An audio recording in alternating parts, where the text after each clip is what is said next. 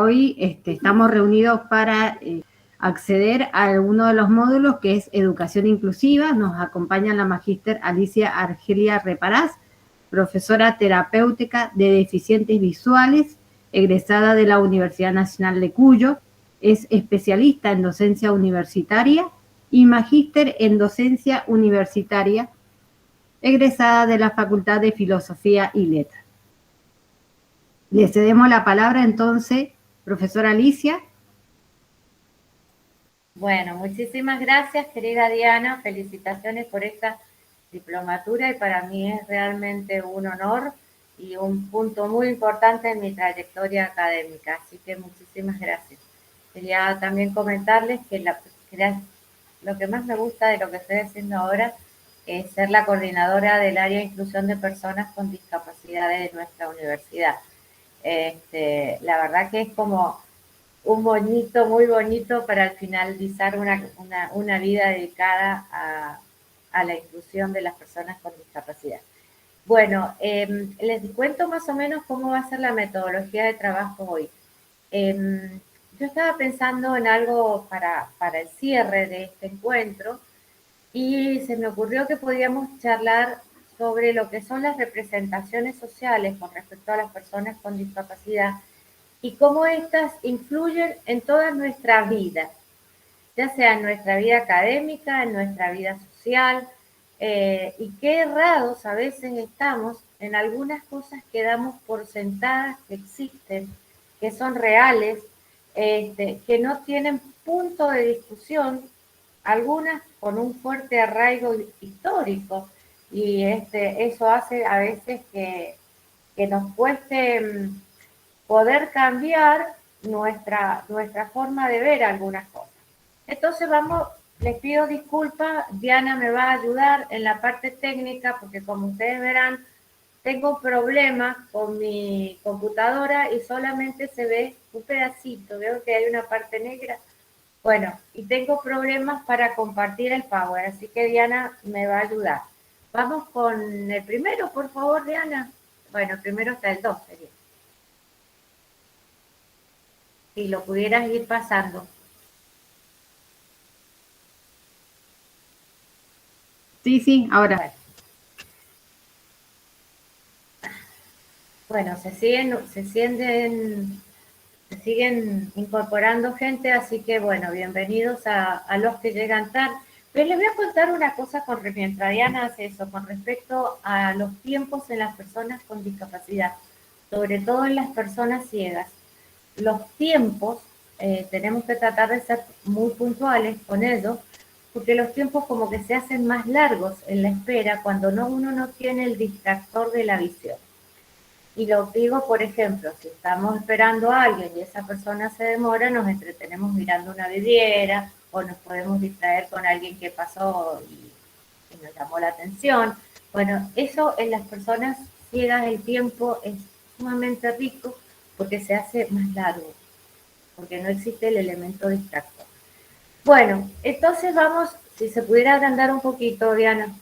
¿Qué pasa con las representaciones sociales que uno tiene y que afectan mucho al sistema educativo? Yo decía que afectan en todos los órdenes de la vida, pero como esta es una diplomatura y este módulo específico de educación lo enfoqué ahí. Las personas sordas pensamos que poseen capacidad para leer los labios, por ejemplo. No es una capacidad, es algo que se aprende a leer los labios, no viene con la naturaleza impuesta. No lo puedo ver porque está muy chiquito y lo quería tomar uno por uno. Bueno, ese es un prejuicio muy común y también creemos, por ejemplo, que las personas sordas son violentas porque te están tocando, porque te desamarrean para que vos le prestes atención. Y no es violencia, es una forma, así como la persona ciega, uno dice que son más pastosos, más que no tienen mucha energía, la persona sorda necesita comunicarse con el otro y por eso te toca también. son incapaces de comprender, no, comprenden todo, absolutamente todo, desde su lenguaje natural, en este caso algunos de la lengua de señas, otras personas sordas eligen ser oralizadas, básicamente la elección la hacen de muy pequeños los padres, y ustedes van a encontrar personas sordas que hablan muy bien, y es porque han recibido una educación de oralización. Hay dos corrientes en esto, quienes opinan que debe ser y quienes no están de acuerdo con la oralización. Como que son también, tenemos quienes piensan que son imposibles para mantener un régimen laboral, justamente por esta cuestión de hiperkinesia que parece que tuviesen y que no es así, pero sí se adaptan perfectamente y como que siempre están malhumorados porque al ser gestual con su boca, marcan también muchas, y bueno, esos son prejuicios que tenemos que aprender a desterrar. ¿Podemos pasar a la otra, por favor? Porque así ya lo vamos. ¿Qué pasa, Diana? ¿Me lo puedes agrandar un poquito? Vamos a aclarar un poco sobre qué es la lengua de señas. Es lengua de señas, no es lenguaje. Es una lengua natural y propia. Y el braille es un sistema de códigos. Entonces, la lengua de señas es única, universal, para todos los sordos, se pueden caminar sin inconveniente. No es verdad. Cada zona tiene su propia estructura y su propio código. Es como los modismos en la lengua española. Tenemos argentinismos, tenemos peruanismos y tenemos chilenismos. Y dentro del argentinismo tenemos los mendocinismos, los lujaninismos y todas maneras de expresarnos totalmente distintas. Con la lengua de señas pasa exactamente lo mismo. Hay signos que tienen un significado en un lugar y en otro pueden no tenerlo. Las lenguas de señas son icónicas, con las manos se representa la realidad, lo que hace fácil el aprendizaje ya es hacer solo una mímica. No, no es así, eso es un prejuicio. No es solamente un gesto, porque este gesto que yo estoy haciendo, como les decía recién, puede significar una cosa o puede significar otra. Entonces, hay códigos específicos para que la lengua de señas pueda ser interpretada y aun cuando existe esta relación entre un lugar y el otro, medianamente pueda ser comprendida. La lengua de señas no permite las simbolizaciones, es decir, los sordos no abstraen y no pueden referirse a lo que ven. Eso no es verdad. Había hasta hace muy poco una creencia que las personas sordas, por ejemplo, les costaba mucho entender la historia porque no podían abstraerse del tiempo para atrás. Bueno, eso no es así. Lo que pasa es que tenemos que tener una buena metodología para trabajar esta situación de abstracción, sobre todo en la historia. La lengua de señas es agramatical, por ello, al hablar se sigue la misma estructura lingüística del español. No.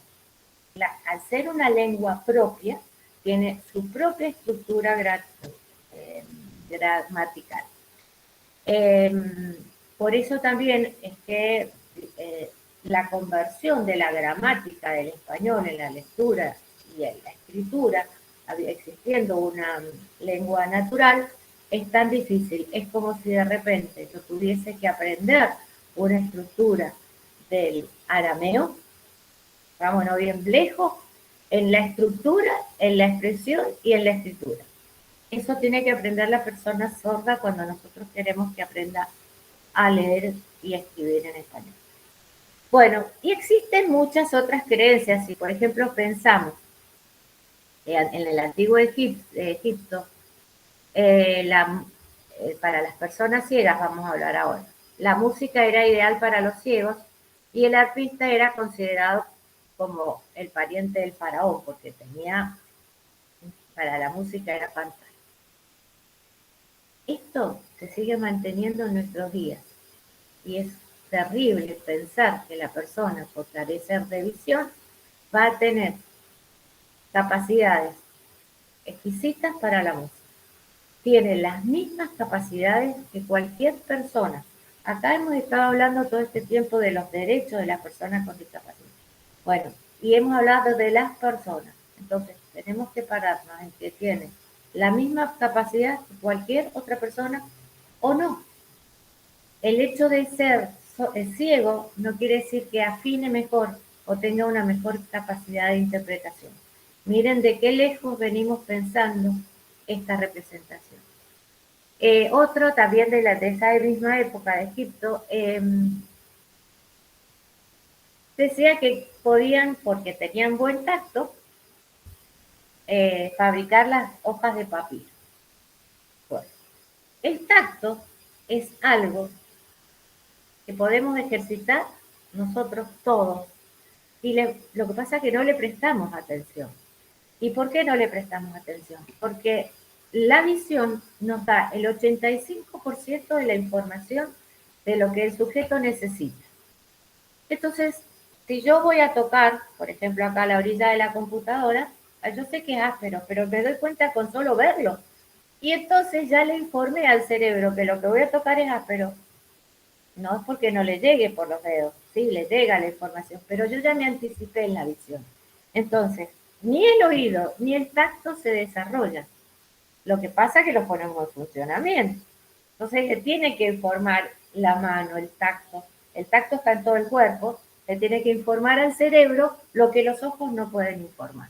Pasamos a la próxima, Dianita, por favor. Estas son cosas que tenemos Diana,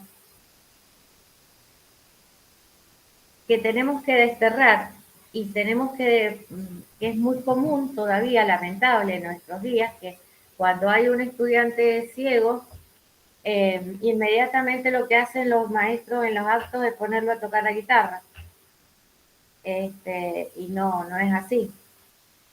A ver, le voy a pasar por acá a la Diana. Ahí está. Gracias, Diana. En Israel eran considerados consecuencias de un pecado propio o heredado y se los trataba como pecados y eran malos. Qué terrible, ¿no?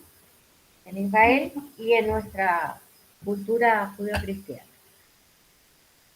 Si miramos un poco, yo les voy a decir que esa todavía la creemos. Y fíjense, muchas veces algún familiar de una persona con discapacidad que recién nace o que se sabe ya que va o aparece, ponemos, tener un accidente y queda con una discapacidad severa. Ay, pero Dios, ¿qué habré hecho yo para merecer esto? Sale el sentimiento de culpa divino. No es cierto. Las cosas pasan porque tienen que pasar. Y no hay una maldición de Dios ni ningún, porque hayamos hecho un acto que pueda perjudicar también a otros o que no sea aceptado socialmente. Pero tener una persona con discapacidad en la familia no es una culpa que se pague, porque no existe. La otra, Diana. Bueno, Estefanía Beatriz Araya nos ha abandonado en la reunión, ya va a volver. Y en China, por ejemplo, la dependencia de las distintas dinastías era pensar que las personas con discapacidad eran los mejores mendigos, claro, generaban la culpa, el miedo a lo desconocido, la conmiseración.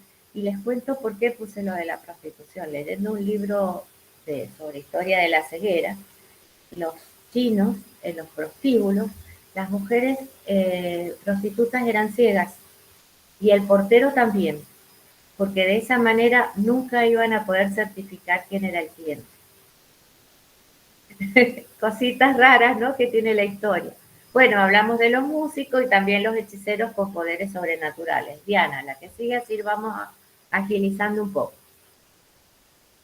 En Grecia, al contrario que lo que decían los hebreos, la ceguera era considerada fuente de dicha.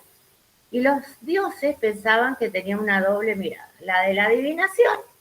¿Y por qué? Porque los dioses lo habían compensado con la falta de vista. Bueno, esta no existe tanto, yo sé por algún lado probablemente, pero como hemos ido cambiando algunas concepciones y se han modificado. Pasamos a la próxima.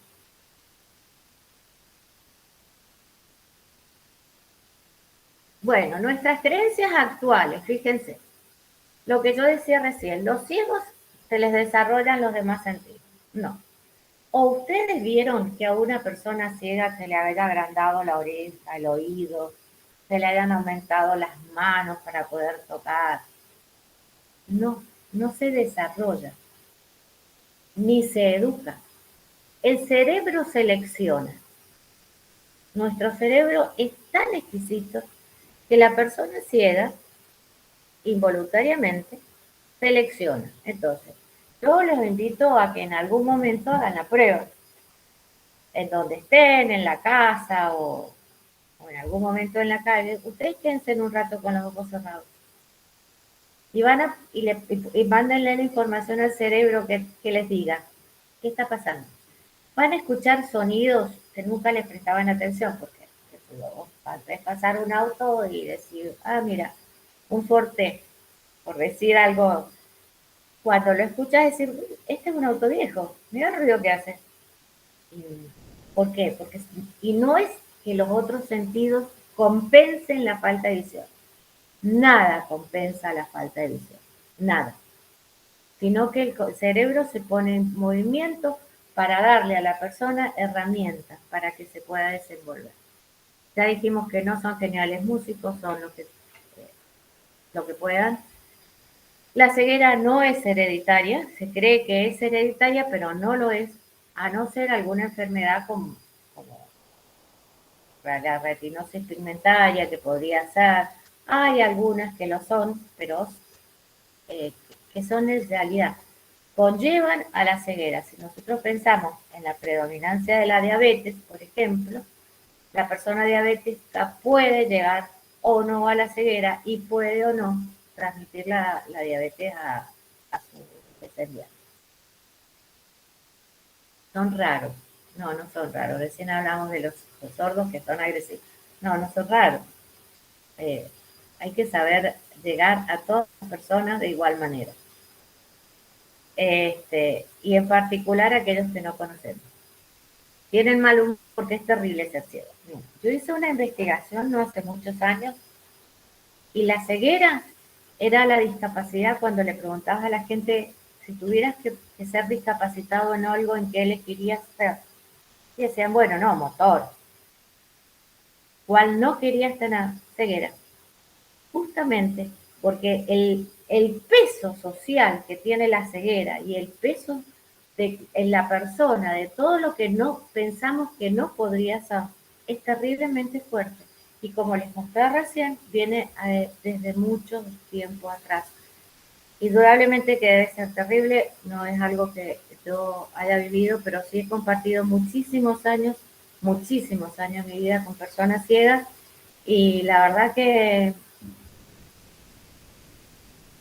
he llegado a un momento que ni me da cuenta, porque el concepto de persona es el que tiene las habilidades de una persona, tiene los malos humores de una persona, el egoísmo de las personas, cualquiera. Entonces, a veces pensamos que o porque es discapacitado va a ser bonito, o es tontito, o no se da cuenta. No, no, no es así. Bueno, seguimos con la otra, sí, nos vamos, porque voy muy poco, según mi tiempo. Diana, la próxima, por favor. Bueno, ¿y qué pasa cuando pensamos en la discapacidad intelectual?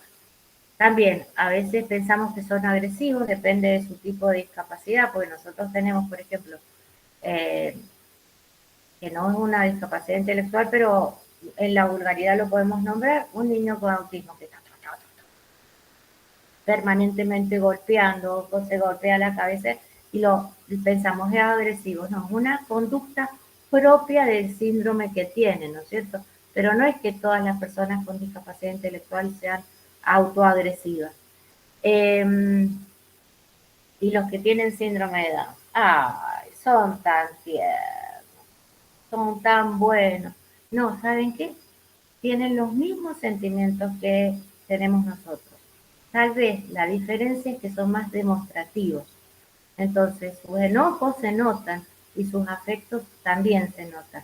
No existe esa inhibición que nosotros podemos tener cuando decir, no, voy por la calle, no voy a salir corriendo a abrazar a una tía que quiero con toda mi alma, porque tenemos esa inhibición. Los, las personas con síndrome de Down no pueden manejar esa inhibición con la misma facilidad, pero no es que todos los síndromes de Down son iguales. Tienen las mismas diferencias de una cualquier persona.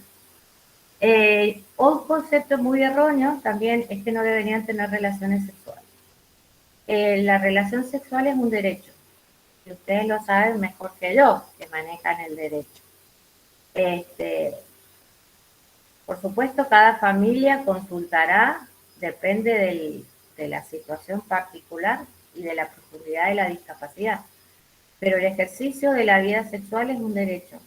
Habrá que tomar o no algunos más o menos recaudos, pero no olvidemos eso. Muchas veces se quiere inhibir la vida sexual por el simple hecho de que es una persona con discapacidad. Y no debería ser así. Son una carga para la familia. La familia es todo un tema, es un zapato que no todos podemos estar, en el que yo invito a que nadie juzgue cómo trabaja cada familia, porque son situaciones extremas en las que uno no sabría cómo actuar cuando se encuentra en esa situación. Hay padres más sobreprotectores, lo que les es muy dañino. Hay padres que son extremadamente exigidores y quieren más y quieren más. Bueno, te pasaste, Diana. Ah, no, la que viene, por favor. Y que tiene su trasfondo psicológico, el no aceptar cómo se es, o el rechazo encubierta, la sobreprotección. Hay muchos psicólogos y psiquiatras que consideran que la sobreprotección no es por lo cuanto te quiero, sino porque no quiero que pienses que no te quiero. Es otra la lectura. Pero yo creo que es un grupo familiar siempre que va a necesitar la contención y la ayuda de las personas más cercanas. No es un lugar que se brinde para ser juzgado ni para ser criticado. Bueno, ahora los quiero poner a trabajar a ustedes. A ver, ¿quién se anima a empezar? La Diana nos va a guiar. Si hablamos de discapacidad motora, ¿qué representación social creen ustedes que tiene cada uno de ustedes?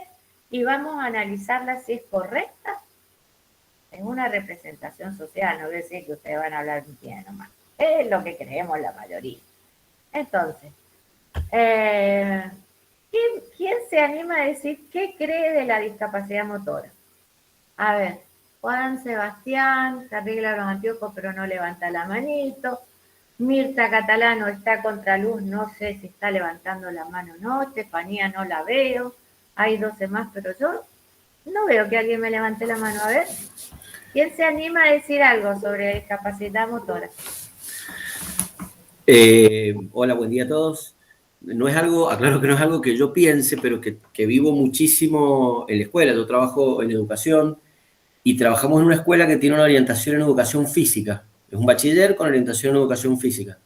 Y bueno, ahí es muy notorio que hasta hace poquito tiempo la decisión refleja de la escuela al momento de recibir con discapacidad motora era eximirlo de hacer educación física. Partiendo de, no sé si es una representación social o un mero prejuicio, de que como tenía alguna discapacidad motora no podía hacer educación física. Y la directora, así como por defecto, firmaba el certificado, listo, no puede hacer educación física, chau. Y quedaba eximido de hacer educación física. Bueno, eso con los profes de educación física, justamente, que empezaron a armar un proyecto, empezamos a trabajar un poco a partir de los derechos de niñas, niñas y adolescentes, y bueno, y ahora con esto que estamos charlando a partir de los derechos de las personas con discapacidad, a decir, no, pará, tiene tanto derecho a hacer educación física como cualquier otro chico o chica. Y bueno, y ahí empezó a incluírselos. Pero era algo que hasta de la familia venía. A veces hasta la propia familia pedía que se los eximiera de hacer educación física, de las prácticas sobre todo, porque bueno, tienen varias prácticas ahí en educación física, y pedían que se los eximiera. Bueno, es un trabajo que hay que hacer cada vez que tenemos un chico con discapacidad motora, esto de no sé si es enseñar la palabra, pero sí mostrar que, bueno, que puede hacer, educación física y puede hacer las prácticas y los juegos y todo con las adaptaciones necesarias, pero lo tiene que hacer, lo puede hacer perfectamente. Bueno, esa es una de las cosas que vivo yo en el trabajo a veces. Muy, muy rica tu experiencia y me da pie de contarles algo.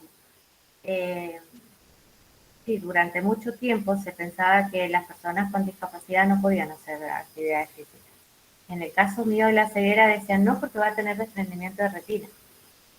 Y era pánico. Y lo resulta que el chico había tenido una le habían sacado ponerle, tenía prótesis. ¿Qué desprendimiento de retina? Y no podía, pero no importa, no podía hacer gimnasia. Existe el deporte adaptado. ¿Mm?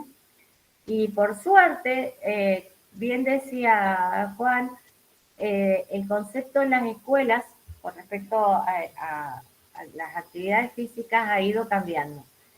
Y esto tiene que ver porque los profes se han puesto en el tema y porque las familias se acercan y a veces exigen y bueno, uno se tiene que poner a tono y recuperar cosas, saberes, buscar. Hay mucha sobre deporte y deporte adaptado.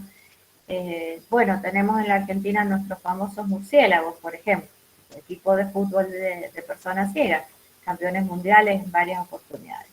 Así que gracias Juan, Sebastián, por tu aporte, es muy rico. ¿Quién más se anima a decir algo? Mirta se nos fue. Puta, están todas cerradas. Bueno, yo voy a pensar en una. Alicia, yo quiero preguntar, ¿qué pasa con el deporte en la universidad? Tenemos una gran falencia y ayer que estábamos hablando del Plan Estratégico 2030 de nuestra universidad, salió justamente el tema. La universidad tiene una gran falla que es la infraestructura edilicia. No es accesible. Por lo tanto, nuestro campus es muy difícil de acceder. A veces hasta para el que camina, no sin dificultades, hay que remarla, hay que llegar a un extremo, otra cosa, no es accesible. Es muy difícil pensar en el deporte accesible o en el deporte adaptado en nuestra universidad cuando la accesibilidad no está. No obstante, hay gente que le pone garra. Hay una patinadora que es portadora de ceguera, es una retinopatía de prematuro, o sea que esa niña nació ciega, y es una patinadora de la universidad que actualmente está compitiendo ya a nivel nacional, incluso internacional. Creo que, bueno, estaba por ir a un mundial cuando vino el tema de la pandemia. Y antes de ella había otra patinadora, pero del Club Vasco Mendoza. No hay deporte adaptado dentro de la universidad. Gran falla. ¿Qué más? Mirta, Mirta nos puso una lámpara para que la pudiéramos ver. Miren qué bueno. Sí, me preparé. Hola a todos. Yo quería hablar si realmente hay una representación social de que un montón de cosas que las personas con discapacidad motora no pueden hacer. Pero bueno, yo tengo un hijo que comparte con otros chicos, que algunos tienen discapacidad motora, y yo acá vivo en Mar del Plata y lo llevo a hacer surf adaptado. Y este profesor adapta las tablas y así todo el mundo puede hacer, o sea, puede ser ciego, puede ser anciano, puede ser, tiene tablas con sillas incluidas, puede tener autismo, o sea, realmente no hay objeción para que puedan disfrutar del mar, disfrutar de esta actividad tan hermosa. Y asimismo también participar de colonias de vacaciones que están adaptadas y son incluidos con actividades atractivas para que puedan hacer, como cualquier chico, como cualquier adolescente. Así que esa concepción, digamos, hay que cambiarla porque realmente se pueden adaptar, pueden hacer bochas adaptadas, pueden hacer muchas cosas y sí tiene que haber un cambio de mentalidad, ¿no?, de la sociedad y realizar las adaptaciones correspondientes. Así es, Pero Mirta. sí, Mirta, nos conocimos en la presentación. Sí. Sí, disfrutan muchísimo de todo ese tipo de exacto, actividades. sí, se disfrutan, y no solamente la disfruta el, el chico o el adulto que hace el deporte, sino que lo puede disfrutar porque se trabaja mucho con diseño universal en los deportes. Entonces Tal cual. cualquiera puede trabajar. Es una concepción muy interesante.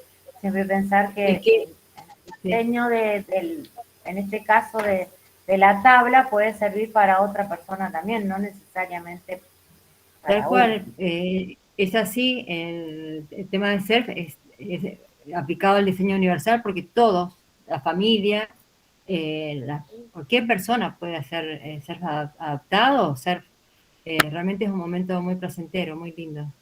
Así es. Bueno, gracias Mirta. Bueno, ya veremos a tu hijo en algún video haciendo surf en Mar del Plata. Ah, sí, cómo no, cómo no. Bueno, compartilo después con nosotros. ¿Quién más quiere decir algo sobre la discapacidad motora? Bueno, yo estuve pasando por una situación particular. Estuve en discapacidad motora por un corto plazo, con mis dos pies, con problemas. Y me sorprendió eh, la actitud de la gente. Yo no sé si es porque estoy vieja, fue y me cedían todos los espacios, o era porque no podía caminar. Prefiero pensar que era porque no podía caminar. Y justamente yo que tenía el prejuicio de que la gente no se solidariza, me sorprendí al ver cómo se solidarizaban todos conmigo, que yo iba en una silla y bueno, de entrar a un supermercado y que el guardia viniera y te dijera, señora, le ponemos la otra silla, permanente. Viví esa situación durante prácticamente 2 meses. Y bueno, fue muy gratificante porque a lo mejor en esta situación, esa situación que yo viví hace 10 años atrás, no lo hubiese tenido. Otra de las cosas es que la discapacidad motora es visible. La sordera no es visible para los demás. Entonces no sabemos que el que está delante nuestro y le decimos, che, apurate, es sordo. Lo tenemos que tocar para decirle que se apure. ¿Mm? Entonces las discapacidades visuales como que tienen otro componente social. Pasamos a la próxima, Diana, que la vamos a hacer más rápido. Bueno, yo les había puesto ahí, me había comprometido con Mirta ahora que la veo, en que íbamos a tener una charla con gente de otras provincias para cerrar el módulo de educación. Bueno, hablé con la gente de La Plata, me dijo que sí, pero cuando le volví a llamar, estaban justamente hoy cerrando un seminario, no podía. Y la directora de la provincia de Entre Ríos, de Rosario estaba con COVID. Así que las dos que yo tenía pensadas no las pudimos sumar hoy. Pero bueno, vamos a hablar de un poquito de la provincia de Mendoza por si les sirve. Era consolidar a la educación especial, eso ya lo vimos en la parte del módulo. Y una de las cosas más importantes que se ha trazado y que viene ya con bastante tiempo, cuando yo era directora de línea, que era fortalecer las salas de atención temprana y de psicomotricidad. ¿Por qué creemos nosotros en Mendoza que la atención temprana debe ser en las escuelas y no debe estar en una sala como puede ser de salud o en un lugar que sea un ámbito exclusivo de la salud? Primero porque no estamos hablando de una persona enferma. Y al hospital y a las salas de salud van las personas que están enfermas. Yo les cuento, cuando yo he trabajado en la escuela Helen Keller hace muchos años, iniciamos no existía la atención temprana, la empezamos en la década de los 80. Entonces, era muy bonito ver venir a las mamás con la mochila y adentro de la mochila el cuadernito, porque para anotar era otra concepción de atención temprana, ahora se hace junto con la mamá, Pero bueno, en ese entonces ya entraba la mamá, pero a la mamá anotaba todo lo que decía. Y una vez le digo, pero no hace falta que anote todo, es que lo hagamos juntas. Y me dice, es que mi hijo viene a la escuela, mi hijo ya está aprendiendo. Y yo dije, bueno, es otra concepción que me enseñó una mamá. En el otro teníamos una concepción de enfermedad. Y en la escuela hay una concepción de mi hijo puede, mi hijo está aprendiendo. Y nosotros nos hemos parado muy fuertemente en esa concepción de atención temprana con terapeuta único en el ámbito educativo. Lo que no quiere decir que los padres después vayan a algún instituto y tengan 5, 6 o más profesionales abordando al mismo niño. Pero bueno, son cuestiones filosóficas o concepciones de paradigma. ¿Qué busca la educación especial de la de Mendoza? Concientizar acerca de la corresponsabilidad de los diferentes niveles y modalidades del sistema educativo para asegurar el derecho de todos los estudiantes con discapacidad al proceso educativo. Se trabaja en transversalización desde la Dirección de Educación Especial con todos los niveles, primarios, secundarios y terciarios. ¿Quién es el elemento asesor en todas estas situaciones? La Dirección de Educación Especial y sus profesionales. Así que estamos muy contentos porque eso está funcionando. Pasamos a la otra. Diana.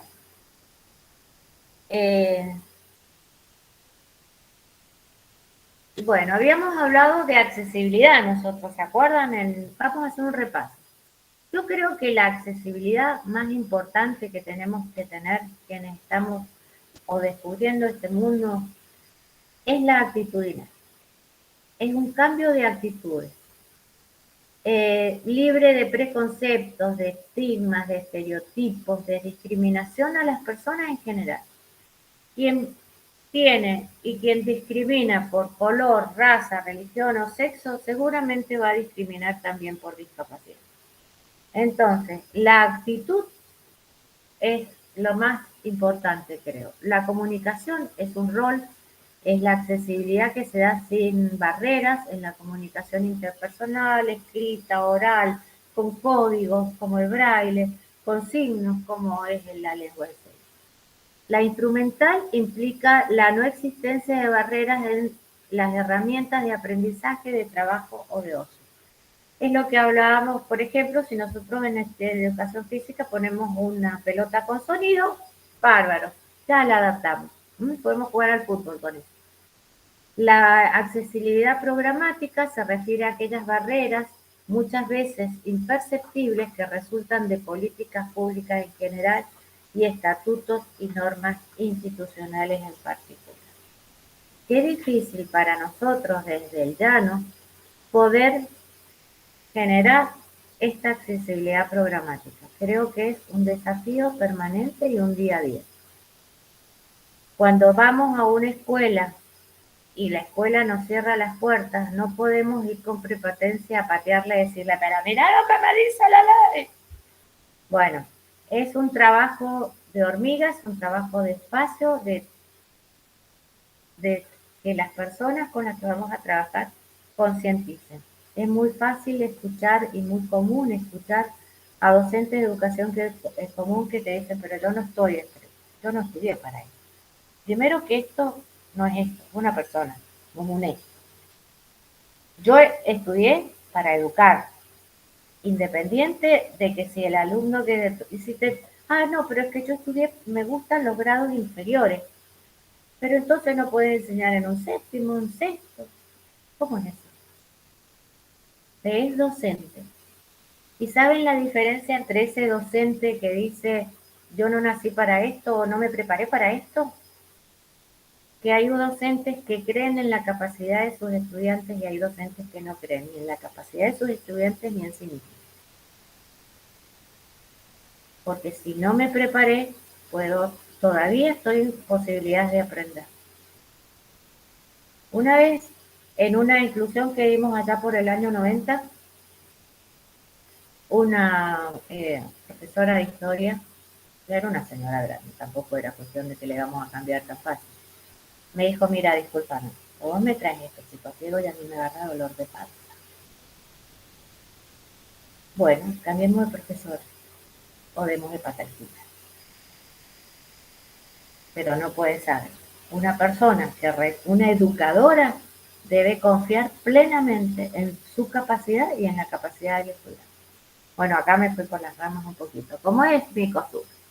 La accesibilidad tecnológica es una forma de accesibilidad específica que debe transversalizar a todas las demás, y no hablamos de tecnología adaptada, sino tecnología de apoyo para la inclusión, que es el término que resulta el más adecuado. Hay muchísimo hoy en día en tecnología, y esto de la pandemia como que nos ha puesto en valor, y hemos empezado a aprender los profesores cosas que nos íbamos negando, pero que los estudiantes, sobre todo los universitarios, bueno, y algunos de secundaria también, tienen una velocidad impresionante y tienen discapacidad y tienen elementos de ayuda que están muy buenos. Y les recomiendo, dentro del área de inclusión de personas con discapacidad, donde está nuestra coordinadora Diana Ruiz, ella ha publicado recientemente un libro sobre tecnología accesible. Bueno, es muy humilde la Diana, no lo quiere decir, pero lo digo yo, y que les recomiendo que lo googleen. Diana, recordame el nombre del libro. Discapacidad y accesibilidad web. Bueno, lo buscan con el nombre de Diana Ruiz y lo van a encontrar. Está muy completo, y me parece que Diana se pondría muy contenta que ustedes lo divulgaran. Bueno, pasamos a qué son las configuraciones de apoyo. ¿Y qué tenemos que tener en cuenta cuando hablamos de configuración de apoyo? Que se deben ser siempre flexibles, dinámicas, funcionales, basadas en el modelo social y el que hemos venido hablando de. Deben tener en cuenta las capacidades del estudiante con discapacidad, como así también las características propias de la discapacidad. Esto que decíamos recién, la persona sorda te va a tocar porque necesita comunicarse, es una característica propia de la discapacidad. La persona ciega es rígida. Ay, yo nunca sé cuando está contento, es propia la rigidez facial de la persona ciega. Entonces tengamos en cuenta las características propias de la discapacidad para pensar que no es ahí donde nos tenemos que parar. Y vamos a ver unas recomendaciones generales, por ejemplo, si tenemos estudiantes sordos. ¿Qué recomendamos desde la diplomatura? A ver, ¿qué tenemos? Hablar a un ritmo normal, no estar hablando en cámara lenta. No, hablemos normal. Él va a saber cómo entendernos. Proporcionar información de manera progresiva, secuenciada, primero oral, después visual.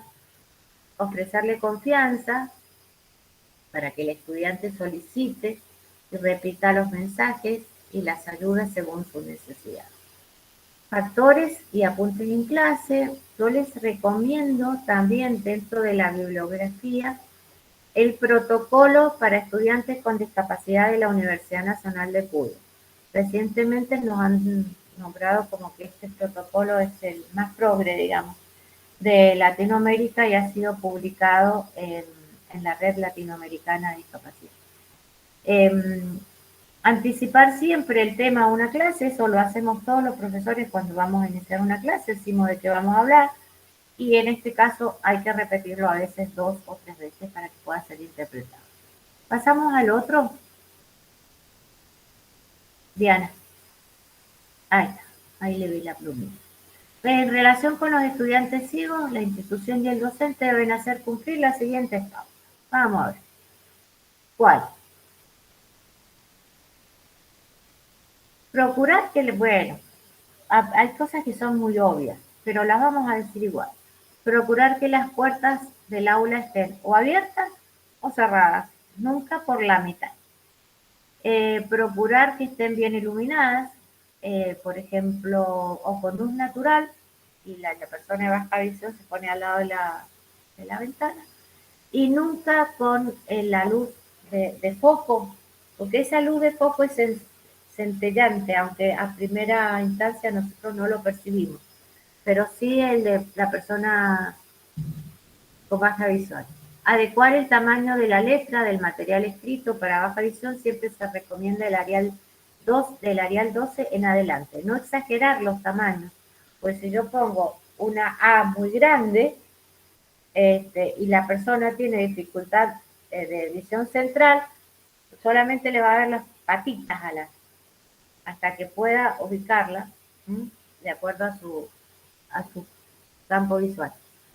Cuidar que las fotocopias y todos los sistemas tengan buena calidad de impresión. A veces le entregamos a los estudiantes fotocopias de fotocopias de fotocopias de fotocopias. Y no es bueno, ni para el que tiene baja visión, ni para el que no la tiene. Eso es muy, muy perjudicial.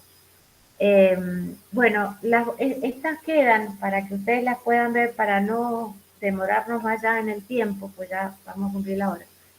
¿Qué vamos a recomendar en las evaluaciones?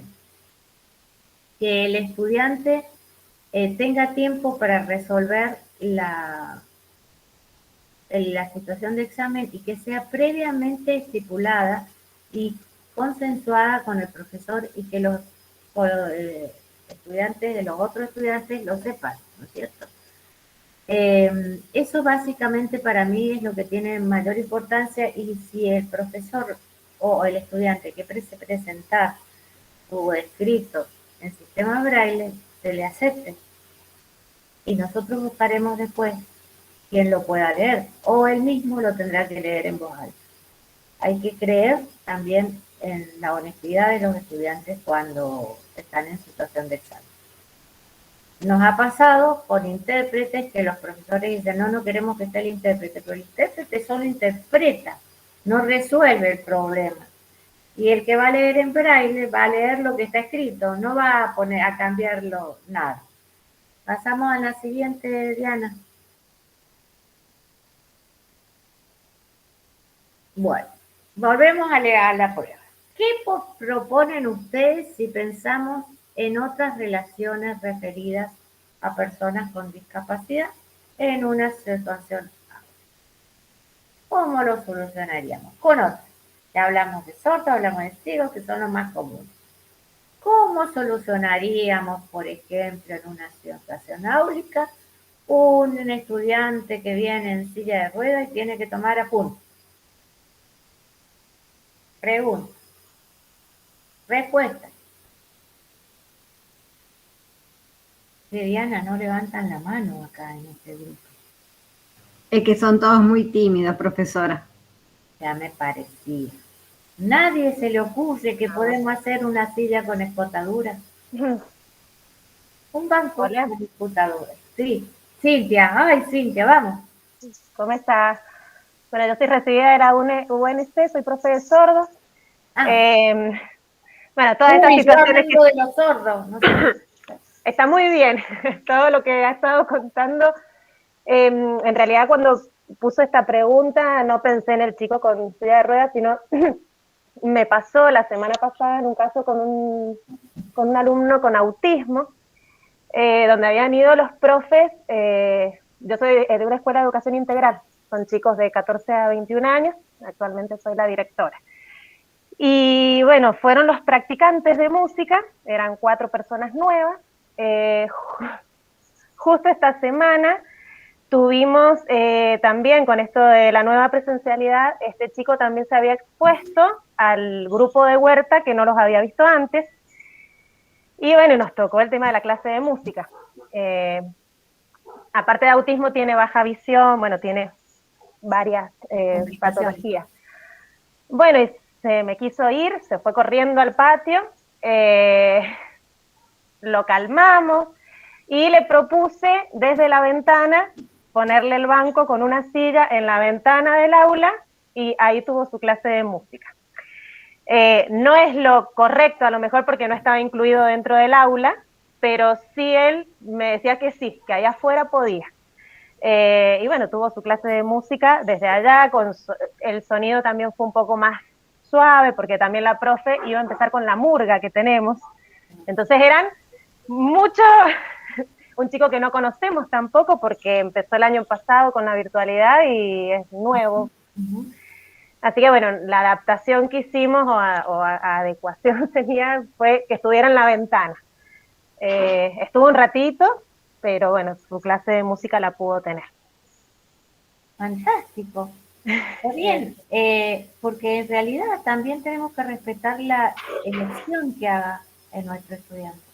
Porque si él, a mí me parece que lo apabullaba la cantidad, venía de una situación de estar de encierro en su casa, de repente estar con todos los compañeros en una clase de música, es mucho para él, y que ustedes encontraran la forma de que de alguna manera participara, y el resto de la clase siguió y lo entendió perfecto que él podía estar del otro lado. Ya van a haber instancias en las que él pueda estar con los compañeros. Y a lo mejor de a poco podemos terminar en el aula. Así que Cintia me parece muy acertado. ¿Qué más? Gracias. ¿Querías agregar algo más? Perdón. No, una pregunta también, ya es una pregunta, porque tenemos un alumno con ciego, y Gonzalo no quiere usar nunca el bastón, yo lo obligo a usarlo, no sé si está bien, porque él que hace, Jimena Rizanti, ayúdame. No, le digo, ¿y el bastón? ¿Dónde está? En la mochila. Bueno, le digo, la mochila, le digo, está ahí, no se va a ayudar, le digo, saca el bastón y ayúdate. Pues encima es un salón adaptado donde estábamos muy chiquitos, muy difícil para una persona ciega. Así que no sé si está bien esto de obligarlo a usarlo. Mira, en realidad, como obligación no, pero está bien que vos le digas, porque el bastón es fundamental para la persona ciega. Es lo que le da independencia. Yo soy enamorada de la técnica Huber del bastón. Porque, a ver, me dice, mamá, pero le ponemos un perro. Sí, está bien, perfecto, pero el perro se puede enojar, el perro se puede enfermar y el perro se puede morir y la persona se queda sin ser independiente. La técnica Huber es exquisita en el uso del bastón. Muchas veces los estudiantes ciegos no lo quieren usar porque es también, y a veces acompañamiento papá, es la muestra de que soy ciego. Un bastón blanco está representando socialmente lo que soy. Tiene que ver con la negación también de la persona, si hacemos un análisis más profundo desde los psicólogos. Esto está muy bien, Cristina Ollarzábal lo explica muy bien en distintos textos que tiene escritos. Unos patos muy buenos de ellos. Entonces, ¿qué es lo que se hace en esos casos? Se crea la dependencia del bastón. O sea, yo no te lo voy a llevar, yo no lo voy a recoger, hacer tu técnica de rastreo y recogerlo. Tenés que venir hasta acá, sacar el polvo y venir. No importa si lo usa correctamente o no. Tiene que descubrir que el bastón le es de utilidad. Si descubre que el bastón le es de utilidad, ahí vamos con un profesora de ciegos para que le enseñe bien la técnica. Pero, sí, en este caso lo tiene, porque viene de la escuela de sensoriales, que ha estado con Marisol Fiocheta, con Karina, han tenido orientación y movilidad. Por eso es que yo le exijo también. Claro, porque hay que exigirle, porque, o sea, no es desde la exigencia, no es, sino, el concepto es diferente, sí. No te lo exijo, te estoy enseñando que no tenés que depender de mí para movilizar. Que tenés una buena herramienta. Gracias, bueno, profe. Un placer. ¿Alguien más?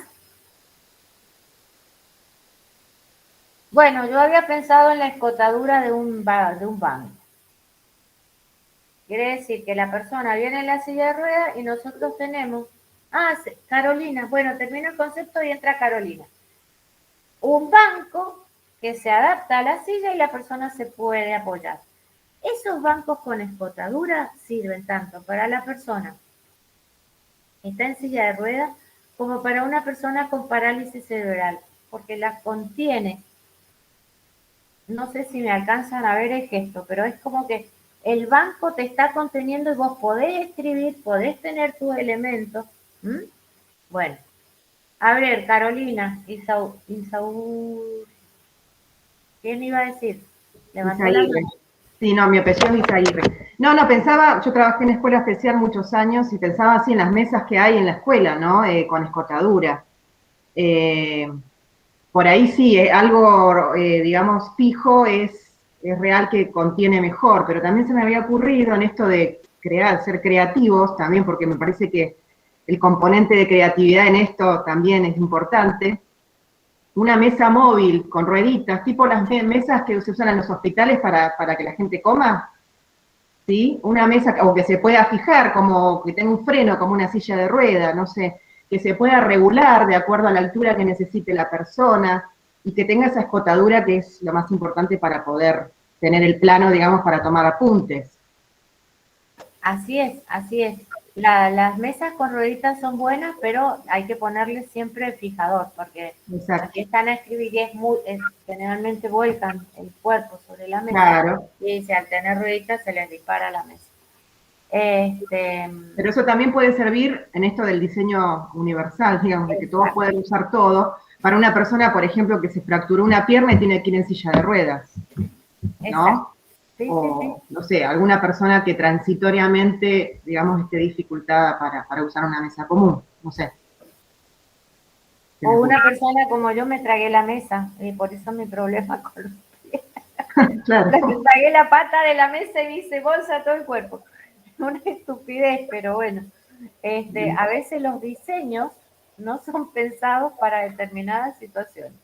Bueno, a ver, pensemos algo más. ¿A quién se le ocurre algo más? Con cualquier tipo de discapacidad pensemos. O pensemos en las personas mayores, que es lo que me salía recién. No dice nada, Diana, me voy a cambiar de grupo.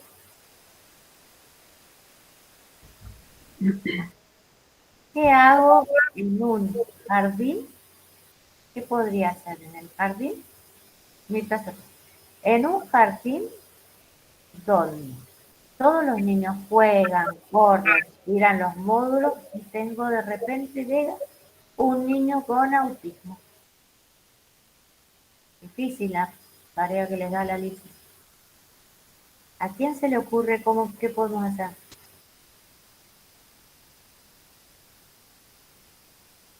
Bueno, a ver, ustedes díganme si está bien lo que yo voy a decir. Yo lo primero que haría sería hablar con los padres y preguntarle cómo juega, cómo se desenvuelve en su casa. Bien. Y me dice, no, en la casa lo tengo aislado. No se junta con los hermanos. Él está en su pieza solo porque se golpea. Entonces, yo digo, bueno, yo voy a hacer lo mismo en el auto. Ustedes díganme si está bien, nada más. No podemos encontrar el qué. Porque está bien lo que dice la Diana, pero me dio pie para continuarlo de otra manera. Y la maestra decide aislarlo. ¿Por qué? Porque se pone nervioso, grita y no me deja seguir con el resto. Bueno, pero en los colegios hay gabinete psicopedagógico. No. La pregunta es, ¿eso es correcto? No. Nadie me contesta tampoco, che. No es Carolina levantó la mano. Dice que no es correcto. Bien, ya sabemos que eso no a veces, es. Y ya sabemos que esta escuela no tiene gabinete. Pero a veces son necesarias como pequeñas aproximaciones al grupo, es decir, inmersiones paulatinas al grupo, una inclusión progresiva. Si no es muy violento para el chico y es iatrogénico. Perfecto. Es toda una adaptación que requiere ese niño a ese espacio y también, bueno, cada situación particular amerita a veces una adaptación del espacio, a veces necesitan reducir los estímulos porque resulta que bueno, un jardín sobre todo. De la pared y dejamos a los otros sin estímulo. Bueno. Claro, es complejo, por eso hay que encontrar un equilibrio. Lo correcto está bien lo que dice Carolina. Vamos a trabajar paulatinamente. Entonces, está bien, sacamos todos los distractores, pero los vamos poniendo de a poco. De manera tal que el que no tiene autismo lo pueda disfrutar, lo pueda comprender y el otro lo va incorporando de a poco. No vamos a cambiar la situación del autismo porque va a llegar un momento que el chico no lo va a soportar. Pero vamos a tener pautas. Las pautas a veces hay que, como bien dijo Diana, las vamos a consensuar con los padres. ¿Por qué? Porque tiene que haber un acompañamiento entre lo que hace la escuela y lo que hacen los papás. Pues si no, el chico tiene un doble mensaje. Y eso está mal. Porque no sabe cuál de los dos está diciendo.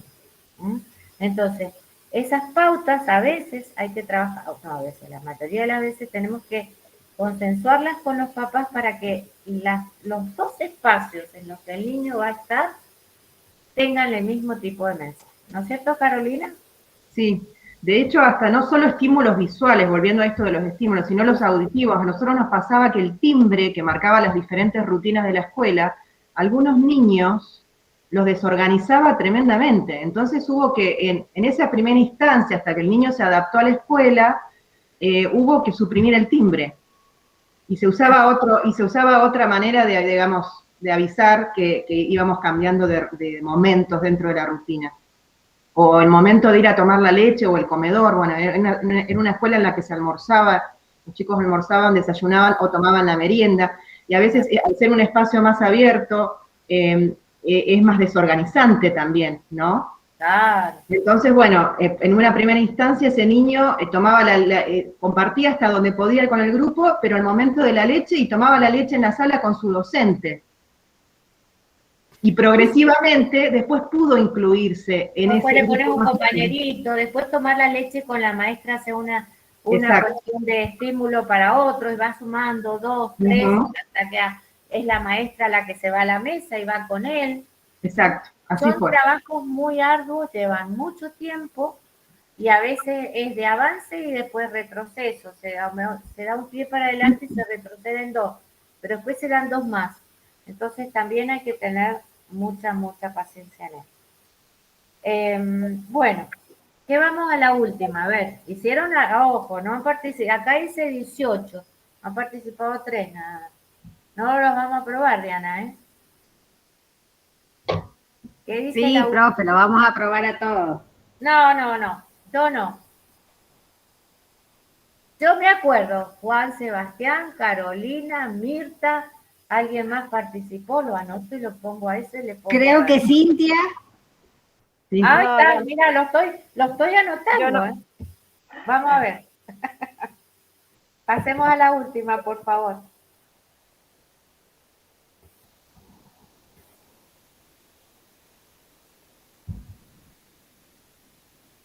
Bueno, fíjense lo que es comunicación. Mis muchas gracias y sentidas, muy sentidas gracias, están en texto, como escribimos todos, muy desparramados, así nomás, como me sale, de cómo soy yo, espontáneo. Está con un saludo de lengua de señas, que si bien no es el adiós, es el aplauso para todos ustedes. Y está el muchas gracias escrito en sistema Braille. Y muchas gracias lo voy a hacer ampliado porque quiero darle las gracias a ustedes. Y lo anoté porque no me quería olvidar. Cuando estaba pensando cómo iniciarlo, las gracias, pues que no, voy a hacerlo al final. Porque ustedes, a partir de hacer esta diplomatura, han tomado otra conciencia de la situación. Tal vez algunas lo empezaron porque es importante tener diplomatura en la vida académica. Ah, la pucha. Para un concurso ni te cuento, te da como 3 puntos más. Es importante.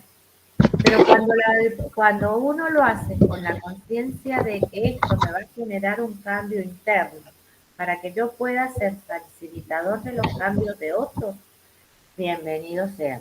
Desde ahí mis muchísimas gracias, porque a partir de este momento que ustedes terminaron esto y quienes no venían comprometidos con la discapacidad y es nuevo para ustedes, se convierten en agentes de cambio. Entonces ya no son una simple profesora, abogado, creo que la mayoría acá son abogados, hicieron una diplomatura.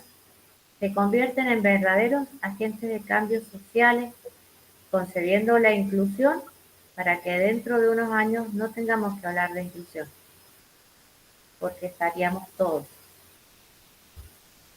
Bueno, ese era mi mensaje. No sé si alguien tiene algo que aportar en el cierre, me adelanté, pero bueno, tenía muchas ganas de decirlo.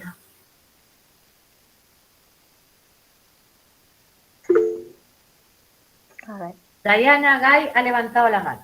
Hola, sí, primero quería agradecerle eso que está diciendo, porque personalmente yo no he trabajado con chicos con discapacidad, soy recién egresada, y me pareció una temática impresionantemente interesante, la de la discapacidad, porque no se enseña a niveles ni secundarios ni universitarios, y yo soy escribana, por ejemplo, tampoco se analiza desde parte de mi área del derecho cómo se trabaja con chicos con discapacidad o en otras circunstancias que muchas veces están en la realidad, pero no en el texto.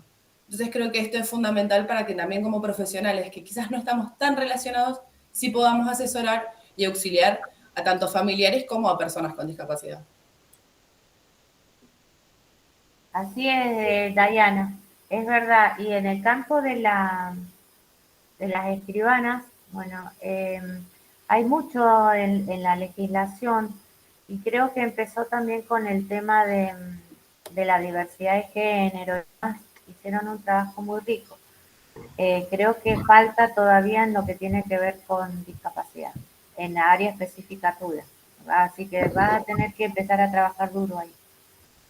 Sí, aún hay unos tantos consejos que están diciendo qué vamos a hacer, qué estamos, cómo lo tratamos, y está bueno que empiecen haciéndose las preguntas también, diciendo, esta es la situación que se nos viene, ¿qué vamos a hacer nosotros como profesionales para dar la mejor respuesta posible? Claro.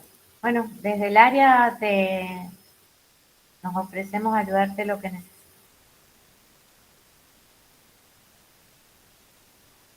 Muchísimas gracias, por la verdad, muy lindo todo. Gracias. ¿Quién más? ¿Nadie más quiere cerrar?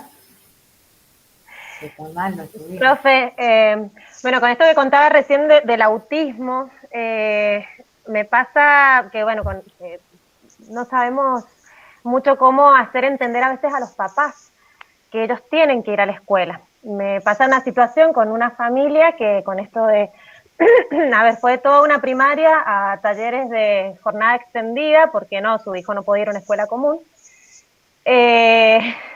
Fue excluido de la escolaridad prácticamente. Lo empezamos a tener en el año 2019 a este alumno, donde empezamos a generar hábitos, estructuras. ¿No los traía? No. Era un animalito. Es feo como lo digo, porque vivía en una finca donde el papá me decía, lo sacamos a que se vaya a correr para que se descargue. Con la pandemia, bueno, todo esto fue marcha atrás. Todos los hábitos, o sea, él llegaba, se sacaba la ropa, la tiraba, se sacaba la zapatilla, se nos encerraba en el baño, no lo podíamos sacar. Nos costó muchísimo que se habituara. De a poquito, bueno, lo logramos, fue un desafío institucional muy grande. Y con la pandemia todo esto retrocedió. Ahora que tiene que volver, la mamá expuso que no, porque su hijo socialmente no puede estar. Si no puede estar en la casa, ¿cómo lo va a hacer en la escuela? Ya hemos hecho reuniones, encima, o sea, lo que más nos duele es que la mamá es directora de una escuela, entonces sabe de todo esto de leyes, y no lo podemos hacer ir todavía. Nos cuesta muchísimo que esa familia comprenda, porque también el objetivo de la mamá era que aprendiera a leer y escribir, nada más el hijo, cuando nuestra escuela brinda talleres, y lo primero que yo le expliqué, que lo que queríamos era generar hábitos sociales, primero, habilidades. Nos ha costado y nos está costando, he tenido 5 o 6 reuniones. Al principio la mamá puso como que tenía un problema de salud, que encima me lo dijo. Fui al médico y le dije que me ponga que tiene problemas en el corazón. Y no los tiene, mamá. No, dice, pero bueno, el médico afirmó que sí. Y ahora lo que me dijo es que no puede volver, le dijo a la profe, no puede volver porque él socialmente no puede. Entonces ahí se están vulnerando un montón de derechos en él. Como ese, 1000 casos más donde, y no, dice otro chico, mi hijo tiene retraso mental, no puede volver a la escuela, y no es una enfermedad. Entonces la concientización hacia las familias, Mi problema es que son chicos de 14 a 21 años, donde ya los sistemas o quienes nos avalan en lo educativo ya no nos toman en cuenta. Entonces, ¿qué hacemos? ¿A dónde tenemos que ir a reclamar? ¿Dónde? Mira, de la normativa está bien, porque el sistema educativo en educación especial es hasta los 21 años, estoy hablando dentro del régimen de educación especial. Si no, después se convierte en un centro de día, una escuela 7, termina siendo un centro de día y como en algunos años, te estoy hablando de tal 70, 60 o 70, 80, las escuelas 7 eran conocidas como el aguantadero, porque nunca se iban, Sí. pero nunca aprendían. Y eran talleres, entonces estaban todos desde los 16 que entraban o desde los 12 hasta los que se morían en una escuela como un taller, que no era tampoco un taller protegido. Se fue distorsionando o se fue mejorando el concepto de la escuela 7. El tema es que entran niños, porque realmente son niños, que no pasaron por sistema educativo previo. Y ese es el error. Cuando no tienen ni siquiera las habilidades, en el caso, como vos me decías, Cintia, ni las habilidades sociales básicas. Entonces, yo creo que en ese caso a ese chico no le queda más remedio, o a esa familia, de ir a un centro de día, donde va a estar contenido, donde no importa si están o no las habilidades sociales, pero va a adquirir otras cosas, como a lo mejor tengan que ver con la higiene personal, tengan que ver con otra forma de comunicarse. Son casos muy extremos a los que se llega justamente por la negación. Y otro que a veces acompaña es cuando se ha exigido tanto que vaya a una escuela de educación común y perdió, porque yo soy una defensora de la escuela especial. Es bueno que los chicos estén con pares, a lo mejor va a ser la paralela, no todos tienen por qué estar en una escuela común. No es una mala palabra la escuela especial, sobre todo en situaciones como esta que nos estaba mandando recién Cintia. Porque como vamos a tener en la escuela común, si se saca los pañales, los revolea, se hace pis delante de todo, bueno, y las habilidades sociales y de higiene personal mínimas no están todavía así. Entonces, pues, es para ellos. Yo creo, Cintia, que ahí una apoyatura fuerte es el trabajo con los padres, que por lo visto está muy negativo, y la apoyatura del equipo técnico de la Dirección de Educación Especial. Pues si querés, lo charlamos más en profundidad privada. Bueno, pero es la de verdad, es la realidad que tenemos. Acá hemos hablado de discapacidades en general, no hemos profundizado cuando existe la multidiscapacidad. Ya te doy, que es muy difícil, y vuelvo a repetir, sumamente difícil para familias, difícil para el sistema educativo y difícil para el chico, porque en muchos casos lo saben, son conscientes y lo sienten. A veces, no lo quiero pensar como el rechazo, que lo sientan como rechazo, pero la imposibilidad de él de acercarse al otro y del otro estar conmigo. Hay como imposibilidades. Mirta. Justamente mi hijo va a una escuela con multidiscapacidad. Bueno, es una escuela especial muy linda que hay acá en Mar del Plata, pero bueno, está todavía esa concepción y ese centro de rehabilitación para disminuidos mentales Mar del Plata. O sea, estamos todavía atravesados por esa concepción de disminuidos, cuando realmente son chicos que hacen cosas maravillosas con sus docentes y sus padres. Las familias también, en muchas familias están muy comprometidas.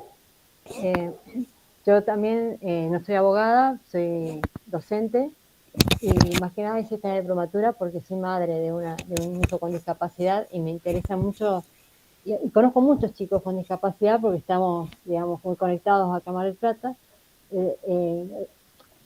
Conocer los derechos los derechos, que son personas de derechos, y bueno, cómo realmente la discapacidad está en emergencia. Eso lo vemos tanto en educación como en salud. Sabemos que muchas prácticas, mucha rehabilitación que necesitan para llevar una mejor calidad de vida no son sostenidas en el tiempo y caen, porque bueno, los profesionales no pueden hacer magia y vivir del aire, ¿cierto?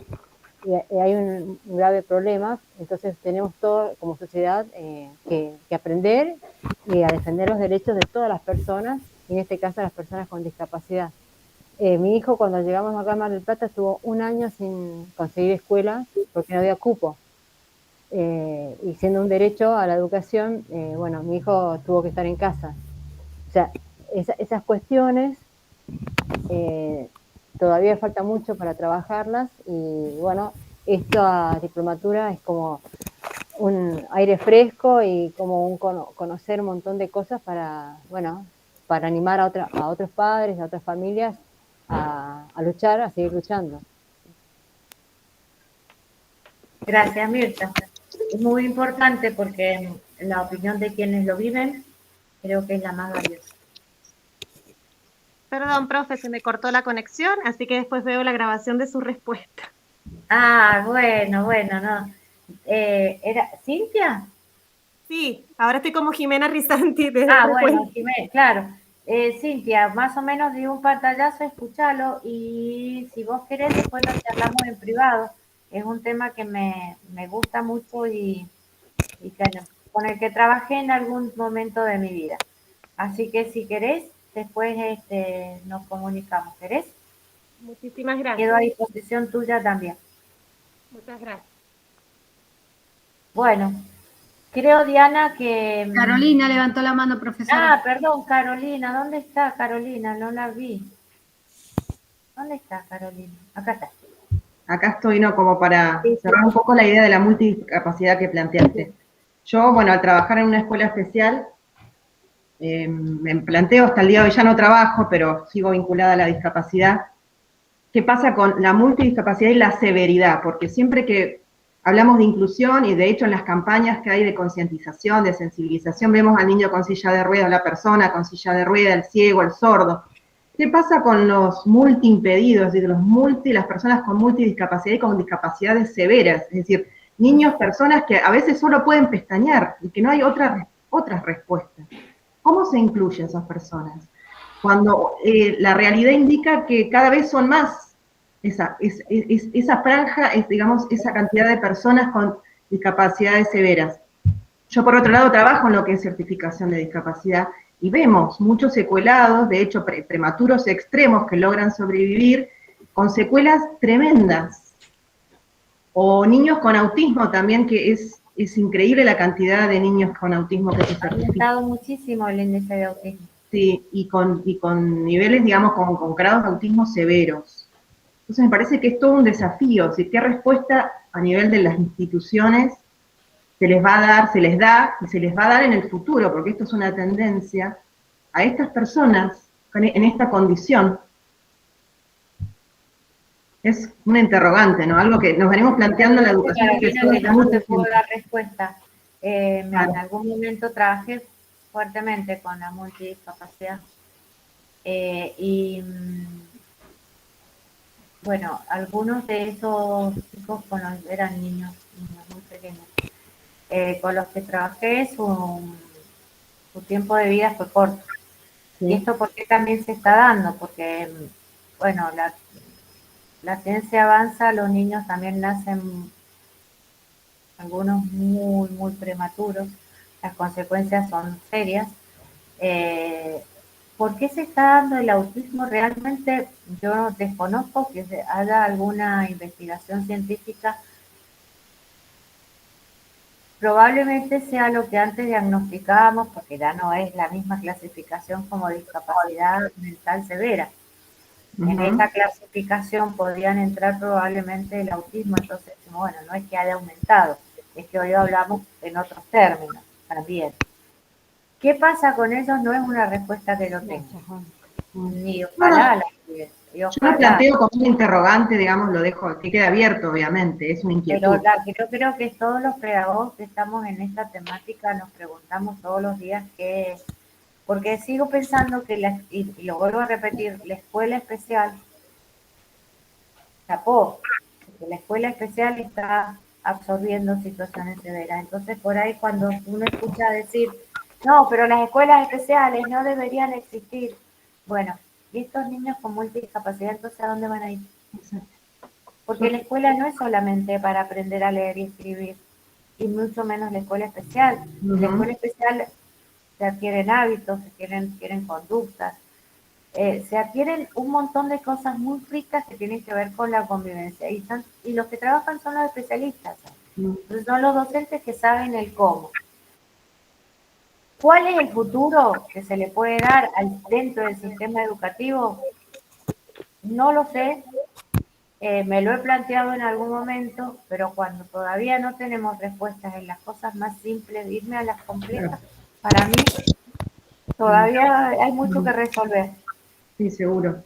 Yo también soy defensora acérrima de la escuela especial y creo que es la sostenedora de la inclusión hoy por hoy y lo va a seguir siendo.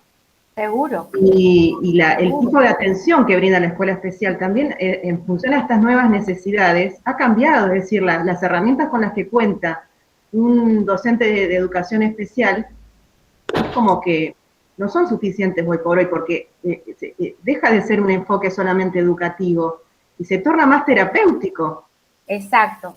Fíjense, nosotros acá en la Universidad Nacional de Cuyo, lo digo con orgullo porque era mi facultad donde yo daba clases. La Facultad de Educación tiene las carreras especiales, que no son nuevas, porque incluso yo cuando me recibí, que era la Facultad de Antropología Escolar, que se cerró en el proceso militar, y después estuvo cerrada durante 10 años hasta que la Universidad Nacional de Cuyo decide reabrirla. El título, y que es el único en el país, es profesor terapeuta en o para. Entonces, en discapacidad visual, que es el mío. En aquellos antes, fíjense qué bien, era profesora terapeuta en deficiente visual. Eso dice, pero yo lo cambié para que no se vea tan obsoleto. Y nosotros tenemos la doble matrícula en educación y en salud. Eso hace que cuando estamos en el aula sepamos intervenir terapéuticamente con ese estudio. Entonces, eso que hablábamos de orientación y movilidad recién, que muy bien, las dos colegas que me nombró, mis dos colegas han sido alumnas mías, saben cómo intervenir en orientación y movilidad, saben enseñar una operación matemática en el sistema de Braille, ¿eh? Y también saben cómo se maneja el tema de higiene y cómo se le enseña a una persona, a una mujer ciega a maquillarse, por ejemplo. Y eso también es terapéutico. Entonces, yo creo que la educación especial tiende a una concepción de pedagogía terapéutica. Seguro. Gracias, Alicia. Un placer. Carolina. Carolina, ¿de dónde me dijiste que eras? De Río Negro, Chipolete y Río Negro. Ay, tengo dos colegas por allá. Ay, pero no, espera. Una es de fue una de mis primeras egresadas. Bueno. ¿Quiénes son? María, ¿será que no me pidas dos cosas corridas en la cabeza? Porque son 60 y pico. Pero ya me voy a acordar. Dale. Bueno, ¿qué más? Nada más. Diana Ruiz, todo suyo. Yo quería invitarla a que expresara brevemente cómo recibe la Universidad Nacional de Cuyo a los estudiantes con discapacidad. ¿Cómo lo recibimos? ¿En qué? En general. Bueno, en general, bueno, el estudiante que quiera o la persona que quiere aspirar a ser estudiante de la Universidad Nacional de Cuyo cumple con todos los requisitos de inscripción y ahí hay una planilla donde declara si es persona con discapacidad, si tiene certificado de discapacidad o no, y se necesita de apoyo. En el caso que se encontrara alguno, por ejemplo, no voy a poner la de derecho, voy a poner otra. la Facultad de Arte, donde han entrado muchos últimamente. ¿Qué hace la referente del área, que de la cual yo coordino? Toma contacto con ese estudiante, con ese futuro estudiante. Tiene una entrevista y establece, a ver, le dice, mira, yo necesito mis pautas de adaptación, son esta y esta, vengo de tal escuela secundaria, tenía apoyo de la escuela especial, con la docente de apoyo, pero ahora tengo que andar solo en la vida. Entonces, ahí se establecen las pautas de accesibilidad que él va a tener. Se lo acompaña en el proceso de ingreso, lo más libre posible. Nosotros no creemos en el asistencialismo, porque estamos hablando de personas adultas. Entonces, si han llegado a la universidad, son adultos y como tal son los niveles de exigencia que se les van a dar. No al proteccionismo y no al asistencialismo. Es un favor para su vida lo que estamos haciendo. Más allá de que pueda llegar a un título universitario. Es como el tema del bastón recién. Tenés que hacerlo, pues sos una persona adulta, no ser una persona sobreprotegida.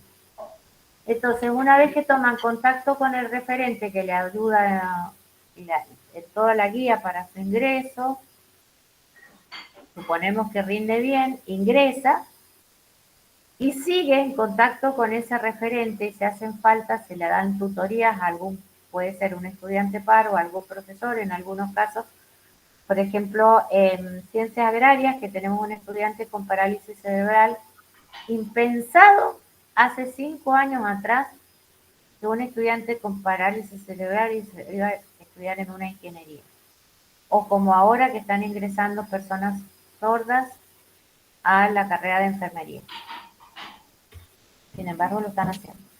Ahí, en ese caso de ciencias agrarias, trabajamos con un tutor profesor. Y en otras unidades académicas se ha trabajado con tutor par, o sea, un compañero que estudia con él y le ayuda. En el caso de las personas sordas, cuenta el área con intérpretes de lengua de señas, están escasos últimamente porque están muy requeridos en todos lados. Y porque obviamente el presupuesto de la universidad está en la misma situación que el presupuesto de la educación en el país. No estamos recibiendo las remesas. Y bueno, se trabaja con apoyatura dentro del área, los estudiantes están representados por ese estudiante con discapacidad que fue elegido por sus pares, como así también los egresados. Tenemos un egresado que también es elegido por sus pares y es egresado de Ciencias Políticas de la carrera de Comunicación Social. Y la representante por los estudiantes, que era la suplente, pero ahora está ejerciendo como titular, es de la Facultad de Ciencias Económicas. Tenemos varios, creo que son 3 o 4 estudiantes con sordera en Ciencias Económicas. Hasta hace poco elegían solo las carreras de orden social, entraban en políticas, artes, derechos. Ahora como que se están animando y abriendo y también las carreras duras aceptándolo. ¿Eso, Diana? Sí, profesora, eso. ¿Y qué pasa cuando, cómo se relaciona con la Facultad de Educación? Gracias. Me estaba olvidando un factor importante. La Facultad de Educación tiene sus especialistas y forman parte del área de inclusión de personas con discapacidad. Entonces tenemos un titular y un suplente también, por discapacidad visual, por discapacidad auditiva, por discapacidad intelectual y motriz, y en el caso de las discapacidades mentales, recurrimos a salud mental de la universidad. La universidad tiene un departamento de salud mental, que en ese caso, bueno, ya sabemos, entra en el caso de la psicosis, neurosis, pánico y demás, bueno, el asesoramiento lo recibimos por ahí. Y la Facultad de Educación, que es el pilar técnico, pedagógico y terapéutico del área.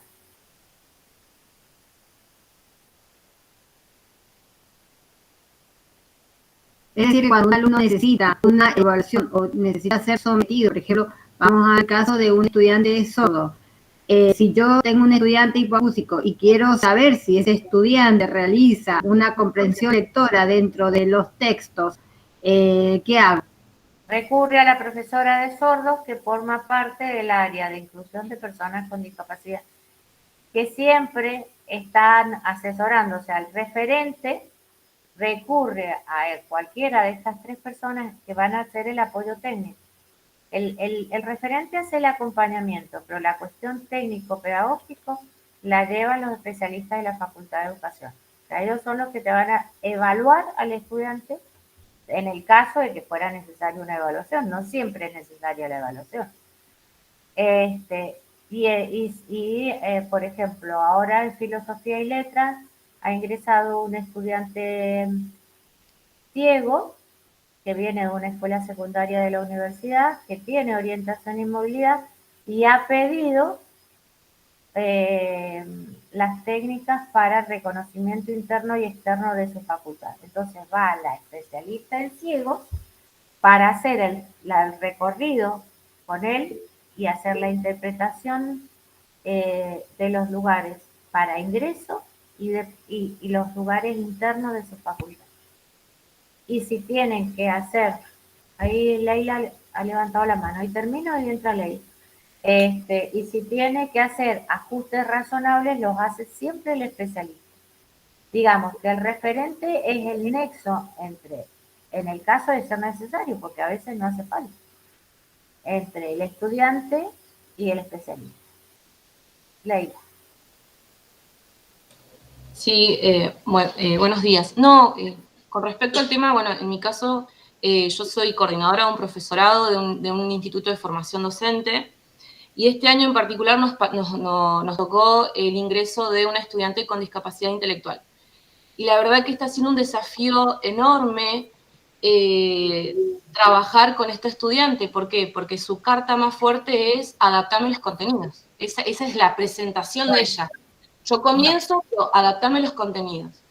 Y como coordinadora no la tengo en el profesorado, yo soy coordinadora del profesorado de sordos, pero sí como estudiante de espacios específicos, y la verdad está siendo un desafío porque nosotros no consideramos que hay que adaptar los contenidos porque va a ser profesora en educación especial, pero está siendo realmente un desafío el cómo trabajar con ella, ¿no? Porque inclusive es una estudiante que no es de la zona, viene de Buenos Aires, no conocemos su trayectoria, o sea, es como muy difícil. Yo soy de Santa Cruz, entonces como que ha sido todo un desafío, ¿no?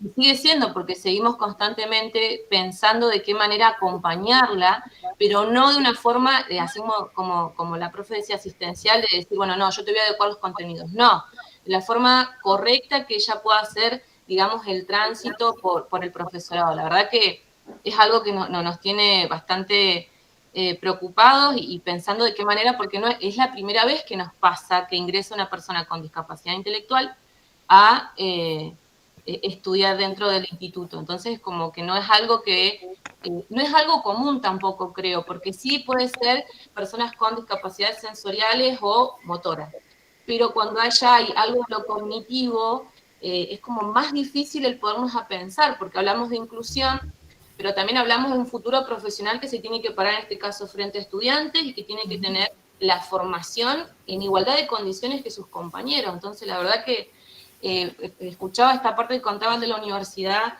de Lancuyo y pensaba en eso, ¿no? Bueno, y qué difícil es, inclusive los institutos normalmente de formación docente no tenemos equipos, nos manejamos entre los mismos coordinadores y entre los mismos equipos de gestión porque no tenemos, digamos,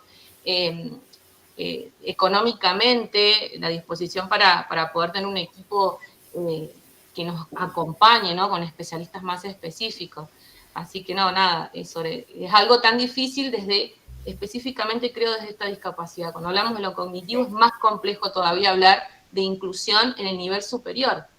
Sí, Leila, tenés razón. Vos sabés que nosotros con discapacidad intelectual, en bienes profesorados, en realidad tenemos, pero están en la Facultad de Arte y Diseño. Para música, para pintura, también creo que hay uno o dos chicos, pero nosotros bajo ningún punto de vista hacemos ajustes en los contenidos. Por una cuestión que creo que se ha hablado en esta diplomatura, no se trata solo de los derechos de la persona, y también es un derecho de la persona con discapacidad acceder a un título que tenga todos los contenidos y todos los saberes en las mismas cantidad que lo tiene otra persona. Entonces ahí tenemos el derecho de la persona con discapacidad a tener la misma capacitación, pero también está el derecho del usuario de los saberes de esa persona con discapacidad. Pues si yo voy a contratar un abogado ciego, ponele, yo voy a querer que ese abogado sepa lo mismo que otro que no es, o sea, los contenidos no tienen que ser reducidos nunca en la vida académica, nunca. Pero ¿qué pasa? En cierta situación que vos me decís, lo más probable es que haya tenido una reducción de sus contenidos en la secundaria, más las promociones automáticas que tanto daño han hecho en este país en educación. ¿Sí? Entonces, ella viene convencida que eso la va a acompañar toda su vida y hay que hacerle entender que no estás haciendo un derecho, está haciendo un derecho. Está distorsionando un derecho en perjuicio de ella y de perjuicio de otras personas con discapacidad. Porque entonces después creemos que todos son iguales y no es. Por otro lado, hay que hacerle ver que con el tipo de discapacidad que ella tiene, hay carreras que que son más accesibles, digamos, para ella, para su situación intelectual, de lo que lo puede ser otra, porque cuando ella va a dar clases, se va a encontrar con estudiantes en otra condición a la de ella, y va a tener que tener respuestas, y a lo mejor no las tiene. Bueno, nos pasa a todos los docentes, a veces no tenemos respuestas, pero hay que charlar y hay que trabajar mucho con ella su inserción laboral. Su inserción laboral. Hay una corriente dentro de la educación universitaria que yo no comparto, que bueno, que pueden hacer lo que quieran, total reducimos contenidos, ¿no? Yo lo planteé en una reunión y dije, bueno, yo no voy a pretender que una persona ciega sea biólogo cuando tiene que estar con el ojo puesto en el microscopio. Bueno, No puedo pretender yo estar en la NBA. Hay cosas que puedo hacer y hay cosas que jamás voy a poder hacer. Bueno, eso tiene que ver con el aceptarse a uno mismo también. Y eso a veces no está trabajado en las personas con discapacidad. Creo que tengo que hacer todo o que puedo hacer todo o que el Estado tiene la obligación de darme todo. Entre todas esas cosas me tiene que hacer los ajustes en el contenido. No importa, a mí que me den el título. No me da. Pero bueno. No, porque después no le van a dar el certificado habilitante, por ejemplo, para la docencia. Hay carreras que sí te piden certificado de habilitante y hay otras que no tenés colegio para que te habilite. Así que bueno, chicos, ¿vamos cerrando, Dianita? No sé, Mirta tiene el micrófono abierto, no sé si quiere agregar algo. Sí, hay acá en Buenos Aires hay el Movimiento de Vida Independiente, está lanzando un proyecto de ley de asistencia personal. Dice, la iniciativa legislativa apunta a regular en la provincia de Buenos Aires la asistencia personal, es decir, el apoyo humano que necesitan las personas con discapacidad para que garantice nuestro derecho a la vida independiente. Quería saber qué opinan sobre eso. Me parece muy bien que lo tenga, así que si lo tenés, compartilo con todo el grupo para que todos podamos acceder. Claro, es capital federal, ¿no es cierto? Es en la provincia de Buenos Aires, sí. Provincia, bueno. Es un proyecto, ¿no? Bueno, no importa, sí, nos vamos interiorizando y aprendiendo de otros también. Ajá, perfecto.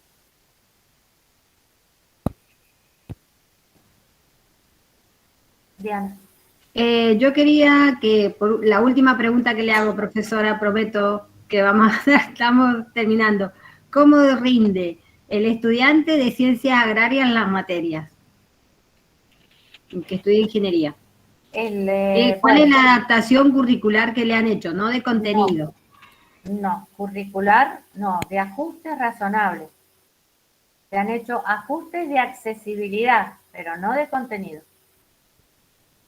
Es más, y bueno, ¿cómo ha rendido sus exámenes? En la misma situación, no es una burla, lo voy a imitar, pero para que ustedes vean el nivel de complejidad. Esto es un movimiento, ¿ah? Y por cosa. Pero intelectualmente no tiene ningún compromiso. Entonces, está en darle más tiempo para rendir. Está que tiene que resolver, por ejemplo, una cuestión de química. Tiene adaptación en su lápiz, en sus cosas, y tiene también acceso a su computadora adaptada. Entonces los profesores, que ya lo conocen, le dan más tiempo para rendir, tal vez hasta 1 hora, creo que lo va a tener más. Los profesores han hecho un curso de capacitación con el área y después hemos tenido charlas en forma individual. Y después hay situaciones que los profesores han entendido muy bien. Cuento 2 anécdotas y con esto cerramos. La primera. En las primeras reuniones, cuando él hizo el ingreso, tuvimos una reunión con el decano de ese momento y el secretario académico, y unos profesores que decían de entrada no. Entonces, el secretario académico era el que decía sí. Y en esa reunión, un profesor le dijo, sí, claro, va a ir a podar. Entonces, el vicedecano, el secretario académico le contestó, perdón, ¿cuántas veces has podado vos en tu vida? Vos sabés dónde se poda, pero no te pones la escalera para ir a subir. Le decís al señor que poda dónde tiene que cortar. Él puede hacer lo mismo. O sea, ahí no hubo más nada que decir. Hay cosas que las va a poder hacer, pero no va a ir a podar. Pero me va a decir en qué parte de la rama tengo que poner la tijera para podar. Y eso no es reducción del contenido, es adaptación del contenido. Y tuvimos otra experiencia que fue, yo ese día me quería morir. Viernes a la noche me llama el vicerrector para avisarme que la decana estaba, en ese ya había decana, la decana estaba desesperada porque tenían que ir a hacer un trabajo práctico a la base del Cerro Aconcagua a buscar unos yuyitos, como hacen los ingenieros agrónomos, ellos andan con los yuyitos. Entonces, ¿qué hacían con ese chico? Porque entonces le digo, ¿la copia está adaptada como primera medida? Sí, bien, puede subir en su silla de ruedas. Perfecto, ¿y qué hacemos cuando llegamos a la base? Bueno, movimos cielo y tierra porque yo decía, ¿qué hacemos con este silla de ruedas ya?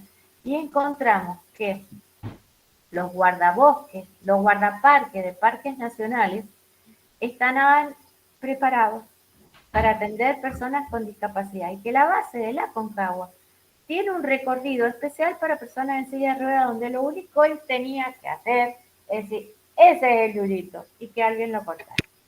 Y pudo hacer su trabajo práctico y supo bien cuál era la plantita que tenía que sacar para llevarla después y hacer el análisis que corresponde. No se saca, a Martín nadie le saca contenidos de saber. Se le adapta para que lo pueda hacer. Era impensable que iba a ir a la base de la Aconcagua. Y movimos cielo y tierra en ese fin de semana para que el día lunes él estuviera subiendo a la combi adaptada y llegar a la base de la Aconcagua. Bueno, creo que es una linda anécdota para terminar, ¿no?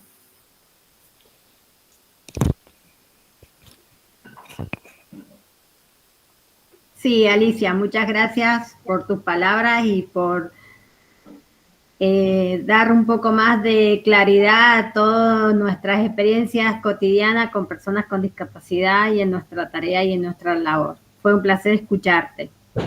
Para mí un placer enorme la segunda cohorte ya de esta diplomatura. Vamos rompiendo la timidez, hay mucha gente tímida acá que yo sé que tiene preguntas y no se ha animado. Así que, Diana, 10 para los que preguntaron y no sé qué le vamos a poner. Bueno, les mando... Bueno, 6 para los que no se animaron. Dale. Cariños, cariños y aplausos para todos. A ver esas manitos. Eso. Chao. Aprovechen el fin de semana largo para estudiar. Gracias.